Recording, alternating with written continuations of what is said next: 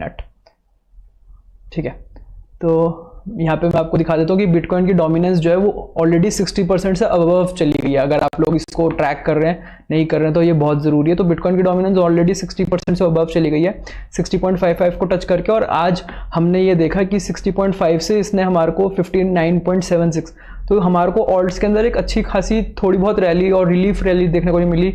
और इसमें हमारे को ये भी देखने को मिला कि इथेरियम कैसे पंप करा। तो यहाँ पर कई लोगों का ये भी कहना था कि जो बिटकॉइन की डोमिनेंस है, जैसे हमने ऑब्जर्व करा था 2017 के अंदर, तो एक सेकेंड, ठीक है, तो यहाँ पे 2017 के अंदर जो बीटीसी की जो डोमिनेंस का टॉप बना था, जब बिटकॉइन का प्राइस भी टॉप करा था, तो वो 71% के अराउंड थी। फिर हम सब लोगों ने सोचा था कि शायद लास्ट साइकिल के अंदर 2021 और 20 के अंदर जो बुल रन आया था, वहाँ पे बीटीसी की डोमिनेंस टॉप नहीं करेगी, मगर वो फिर भी 70% से ऊपर चली गई थी। तो क्या इस बार भी 70% से ऊपर जाएगी?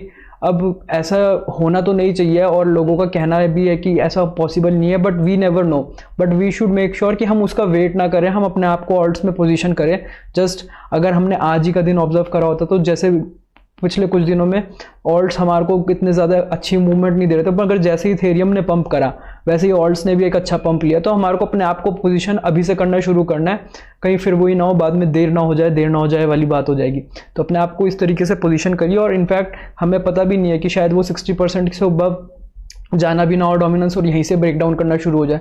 तो अपने आप को ऑल्ट्स में पोजीशन करिए अगर आप मार्केट के अंदर पुराने हैं और आपको पता है। बिकॉज यहाँ से अगर हम लोग अब बात करें कि बीटीसी कितना अप जा सकता है, तो वो हमारे को पता ही है, मैक्सिमम 1.5x या 2x मैक्सिमम, बट उससे ऊपर नहीं।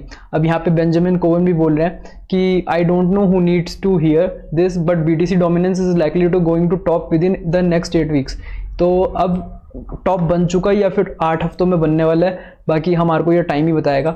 इसके बाद हमारे को फाइनली देखने को मिला कि डोनाल्ड ट्रंप यहाँ पे जीत गए हैं, और उस वजह से शायद बीटीसी का जो हमारे को नया ऑल टाइम हाई भी 75K के अबव देखने को मिला। तो यहाँ पे ट्रंप को 312 सीट्स मिली और कमला हैरिस को 226 सीट्स मिली।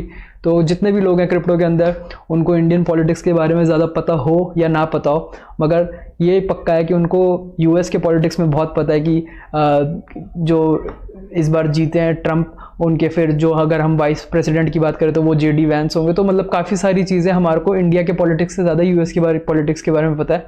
और यहाँ पे एक और हमारे को अमेजिंग ट्वीट देखने को मिला, former McDonald's employ and garbage man Donald J Trump is the most likely the next president of the United States of America. तो ये कल की न्यूज़ है, जिसके अंदर जब तक इलेक्शन के रिजल्ट्स फाइनल नहीं हुए थे, बट फिर हमारे को देखने को मिला। तो काफ़ी एंटरटेनिंग फॉर्म में। इसके बाद हमारे को कुछ और इंटरेस्टिंग और पॉजिटिव न्यूज़ देखने को मिली कि largest European telecom Deutsche Telekom to start mining bitcoin using surplus energy.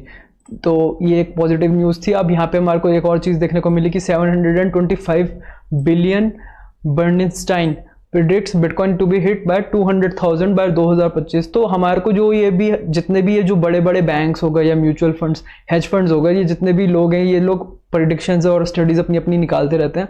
तो ये मार्केट में नए हैं, हम इनसे ज़्यादा एक्सपर्ट हैं, हम इनसे ज़्यादा सीख रहे हैं, चीज़ों को समझ रहे हैं।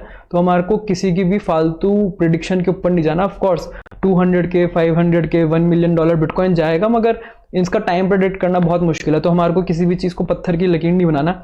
आप अपने इंडिकेटर्स यूज़ करिए, मैं ट्रिपल फोरकास्ट ही है, मैं देखते रहता हूँ, जिसके लिए मैं आपको चीज़ों को बताते रहता हूँ। और एक चीज़ यहाँ पे मेरे को और दिखानी थी, अगर सिस्टम मेरा इतना ज़्यादा स्लो काम ना करे तो मैं आपको दिखा दूँ कि जब बीटीसी का प्राइस यहाँ पे हमारे को डंप होता हुआ दिख रहा था, तो मेरे को इतना थोड़ा बहुत तो विश्वास था ही कि यहाँ से पंप ले जाएगा, और उसके बाद ये हुआ भी। अगर मैं यहाँ से ये लाइंस गायब कर देता हूँ, तो आप देखिए यहाँ पे ये जो ट्रिपल फोरकास्ट EM है, तो यहाँ पे इसने, अगर ये डेली का मैंने खोल रखा और इस डेली के अंदर यहाँ पे इसने यहाँ तक विक दी थी, जिसके अंदर जो प्राइस था वो 66,855, बट वो क्लोज यहीं पे ही हुआ $67,000। फिर यहाँ पर एक दिन ग्रीन क्लोज होने के बाद सीधा उसने क्रेजी पंप दिया।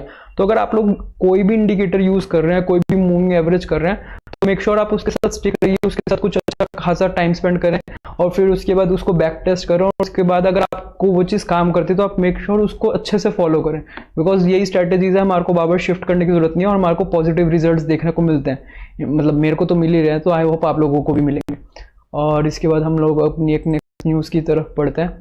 अब हमारे को जो ये पास्ट वीक था, हमारे को यहाँ पे देखने को मिला कि यहाँ पे जो कॉइनबेस के सीईओ हैं, फाउंडर हैं, हु इज़ द फाउंडर और सीईओ, चेक करते हैं। चलो चलो चलो, कंप्यूटर बहुत स्लो काम कर रहा है। आई थिंक काफ़ी सारे टैब्स खोल के रख रखे हैं शायद इस वजह से।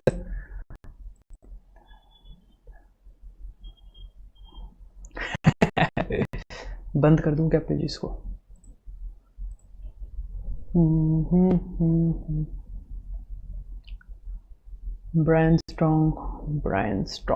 Brian Armstrong. So asset listing on Coinbase are free. Drop us a note through our asset hub and we will see if we can help. यहाँ पे जो Coinbase के he is the founder, CEO या he is both? Co-founder and CEO या। तो ये बोल रहे हैं कि जो Coinbase के ऊपर जितने भी क्रिप्टो के प्रोजेक्ट्स की लिस्टिंग होती है वो हमेशा फ्री होती है, उसके कोई कॉस्ट नहीं होती है, वो बस आप कोई भी चाहे वहाँ पे लिस्ट करवा सकता है। बट आप और मैं अगर इस इंडस्ट्री के अंदर इतने टाइम से हम ट्रेड कर रहे हैं, इन्वेस्ट कर रहे हैं और कहीं ना कहीं हम एक रोल भी प्ले कर रहे हैं और काम भी कर रहे हैं, तो हमारे को भी पता है कि जो एक्सचेंजेस हैं वो इतने मोटे पैसे, इतनी हेफ्टी फीस कलेक्ट करते हैं कि हम लोग और आप सोच भी नहीं सकते हैं। तो अब यहाँ पर फिर हमारे को कुछ इंटरेस्टिंग ट्वीट्स देखने को मिले। उससे पहले मैं आपको एक बार दिखा दूं कि कॉइनबेस, अगर आप लोगों को लगता है ना कि यूएस के अंदर सारे लोग कॉइनबेस यूज़ कर रहे हैं, तो ऐसा बिल्कुल भी नहीं है। कॉइनबेस के अलावा भी एक्सचेंजेस हैं, जैसे रॉबिनहुड हुआ। तो मैं पर्सनली मैंने अपने फ्रेंड से पूछा भी, तो ऐसा नहीं है। अब हम बात करें अगर कॉइनबेस की और बाइनेंस की, कि कितने लोग कितने एक्सचेंज मतलब कितने टोकन्स, कितने प्रोजेक्ट्स कॉइनबेस पे लिस्टेड है if we compare it to Binance, तो बाइनेंस के ऊपर 386 प्रोजेक्ट्स लिस्टेड है। और अगर हम बात करें कॉइनबेस की, तो कॉइनबेस के ऊपर 260 प्रोजेक्ट्स लिस्टेड है। आई थिंक मेरी स्क्रीन फ्रोज हो रही है। ऑडियो क्लियर आ रही है? स्क्रीन तो मेरे को दिख रहा है, यहाँ पे फ्रोज हो रही है, पता नहीं किस वजह से, माइट बी। ओके, तो अब यहाँ पे अगर हम देखें तो ऐसा नहीं है कि अगर आपको लग रहा हो ना ये सारे प्रोजेक्ट्स फ्री में लिस्ट कर देते, तो ऐसा नहीं होता है, क्योंकि यहाँ पे फिर हमारे को इनके ऊपर एलिगेशन लगते हुए दिखे, जहाँ पर हमारे को जस्टिन सन ने बताया कि बाइनेंस ने जब ट्रॉन को चार्ज करा था तो उन्होंने $0 चार्ज करे थे, मगर कॉइनबेस रिक्वायर्स टू पे 500 million TRX worth $80 million and demanded 250 million BTC deposit in Coinbase custody to boost their performance. तो मतलब इट्स क्रेजी कि किस तरीके की बातें निकल के आ रही है। और फिर इसके नीचे सीजी का भी ट्वीट आया, तो वो और भी अमेजिंग था कि thanks for the support validation from someone who runs two competing exchange, but we should try to reduce these types of court attacks in the industry. Bitcoin never paid any listing fees. तो मतलब यहाँ पे काफ़ी amazing चीज़ें, crazy चीज़ें देखने को मिल रही है। फिर यहाँ पे आंद्रे क्रोनिक ने भी बोला कि जो बाइनेंस है उन्होंने भी FTM को चार्ज करने के लिए $0 की फ़ीस ली थी, उसमें कोई फ़ीस नहीं ली थी। और कॉइनबेस ने $300 million की फ़ीस मांगी थी, $50 million की, $30 million की, एंड मोर रिसेंटली $60 million। तो जब हमारे को दिखता है ना कि ट्विटर के ऊपर कि अगर सब लोग बोल रहे हैं कि, तो ज़रूरी नहीं है, सब अपनी अपनी बात रखते हैं, और फिर सच क्या होता है वो तो सिर्फ इंडस्ट्री के कुछ ही लोगों को पता होता है। तो मेक श्योर कि आप अपनी आँख और कान हमेशा खुले रखें और कभी भी किसी के ऊपर ब्लाइंडली ट्रस्ट ना करें, बिकॉज यहाँ पे सब लोग सिर्फ पैसा बनाने के लिए बैठे हैं। तो आपको अपनी रिसर्च खुद करनी है। बाकी कुछ और पॉजिटिव न्यूज़ की तरफ बढ़ते हैं। तो सेनेटर सिंथिया ल्यूमिन्स ने बोला, we are going to build a strategic Bitcoin reserve. और फिर इसको हमारे माइकल सेलर ने भी लिखा कि उसको कोट पोस्ट करा। तो अगर आप लोगों को नहीं पता तो मैं बता दूं कि जैसे गोल्ड का रिजर्व होता है और उसके बैक करके $US छापा जा रहा था, मगर उन्होंने वो हटा दिया था। तो फिर डोनाल्ड ट्रंप ने अपना जो उनका जो मैनिफेस्टो था, उन्होंने की जो स्पीच थी, उन्होंने जो प्रॉमिस करे कि वो आने वाले टाइम के अंदर बिटकॉइन को एक रिज़र्व रखेंगे। तो स्ट्रैटेजिक रिज़र्व मतलब कुछ ना कुछ परसेंटेज के अंदर बिटकॉइन होल्ड करा जाएगा और वो कभी भी सेल नहीं करा जाएगा। तो ये उसी की बात हो रही थी। बस मैं आपको छोटा सा एक रिमाइंडर दे रहा था इसका। तो लेट्स सी, इसके बाद हमारे को कुछ और अच्छे ट्वीट्स और कुछ और अच्छी इन्फॉर्मेशन दिखानी थी, बस सिस्टम साथ दे। यहाँ पे यही था कि हमारे को $200 बिलियन की लिक्विडिटी क्रिप्टो मार्केट के अंदर ऐड होती हुई दिखी। $1.9 बिलियन का टीथर हमारे को सेवरल एक्सचेंजेस पे देखने को मिला, जिसमें से $1.7 बिलियन तो बाइनेंस के ऊपर ही डिपॉजिट हो गया अकॉर्डिंग टू अल्फा सर्च। और $1.28 ट्रिलियन यूएस मार्केट के अंदर ऐड हुए। BlackRock spot ETF surpassed $4.1 billion of volume, record breaking है। और फिर इलॉन मस्क की जो नेटवर्थ है वो $40 बिलियन $20 बिलियन से बढ़ी due to the Donald Trump's presidential election victory. तो आप और मैं ये अच्छे से समझते हैं कि इलॉन मस्क का भी एक बहुत इंपॉर्टेंट रोल प्ले रहा है डोनाल्ड ट्रंप की विक्ट्री के अंदर। और यहाँ पे हमारे को देखने को मिल रहा है कि Kamala Harris campaigns end with $20 million in डेप्ट after raising $1 billion according to Politico. तो मतलब इतना कैंपेन करा, इतना पैसा रेज करने के बाद भी उन्होंने कह दिया कि भैया हम तो गवर्नमेंट के ऊपर $20 मिलियन का डेट छोड़ के जा रहे हैं। क्रेजी है, जहाँ इतने ट्रिलियंस ऑफ डॉलर्स हैं वहाँ $20 मिलियन तो वैसे भी कोई इनके लिए बड़ी बात है ही नहीं। चलो बढ़िया, ये भी सही है। अब ये बहुत इंपॉर्टेंट मेरे को आप लोगों के साथ शेयर करना था। काफ़ी सारे लोग हमारे को इसके बारे में समझते ही होंगे, जानते ही होंगे। तो जो BTC की डोमिनेंस है, किस तरीके से उसकी साइकिल प्ले करती है कि जब BTC की डोमिनेंस बढ़ रही है तो और BTC का प्राइस भी बढ़ रहा है तो ऑल्ट्स का प्राइस इन जनरल गिरता ही है। मगर आते आते जब हमारे को BTC स्टेबल होता दिखता है और BTC की डोमिनेंस बढ़ रही है, और सबसे इंपॉर्टेंट जो ये फोर्थ वाला पार्ट है कि जब BTC की डोमिनेंस गिर रही है, जैसे अभी हमने देखा कि 60.5 से BTC की डोमिनेंस गई और 59.75 के अराउंड आई थी। तो और उस समय BTC तो का प्राइस तो हमारे को दिख ही रहा है 70 से 75, तो इंक्रीजेस फास्ट ऑल्ट सीजन। तो यहाँ पे ऑल्ट जो है वो बड़ी तेजी से बढ़ता है। तो हमारे को बस इस चीज़ का ध्यान रखना है कि अगर BTC की डोमिनेंस गिर रही है और BTC का प्राइस भी बढ़ रहा है तो ऑल्ट्स बड़ी तेज़ी में भागेंगे। तो इस वजह से अपने आप को ऑल्ट्स के अंदर पोजीशन करके रखना बहुत ज़्यादा ज़रूरी है, अच्छे ऑल्ट्स के अंदर।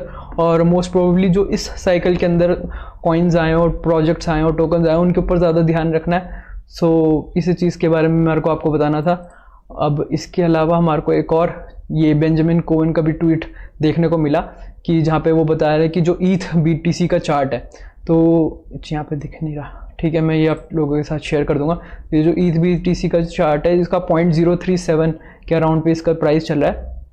तो अगर ये यहाँ से और रैली अप होता है और इस रेड लाइन के अबव जाता है और वहाँ पे स्टे करता है, वहाँ पे एक सपोर्ट बनाता है, तो बहुत अच्छा होगा आने वाले टाइम के अंदर इथेरियम के लिए भी और प्लस सारे डिफरेंट ऑल्ट कॉइन्स के लिए भी।